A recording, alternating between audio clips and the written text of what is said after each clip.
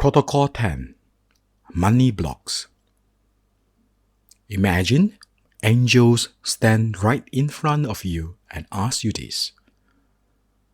Do you love money? What do you think you were taught in your mind? What about the feeling in your heart? How's your physical body reacted? And what about your soul? Angels ask you again. Do you hate money? When I asked myself these two questions a long time ago, I have mixed answers. I love money, but I hate money, but I realize I believe I have a complicated and contradicting relationship with money.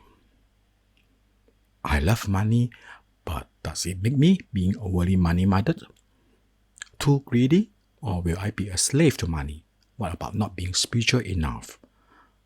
What do people think of me if I tell my friend, family, and the world I love or hate money?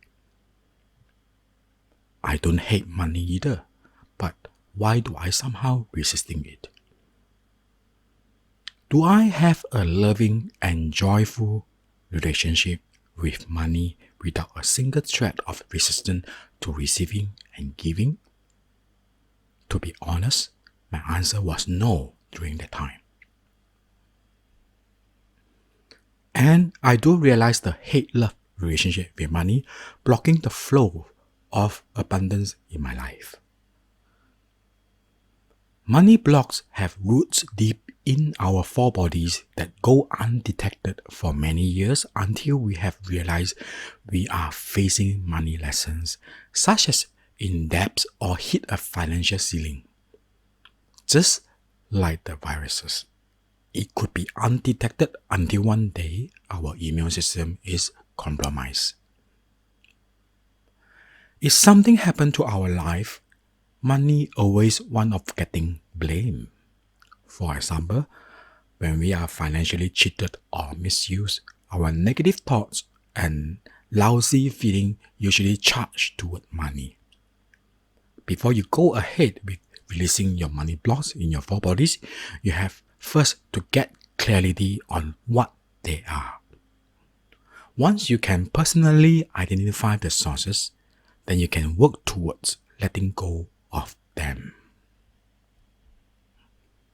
Money is all about energy. We are part of the big collective pool of flowing energy, and the exchange of this energy is how we interact with others in our everyday life.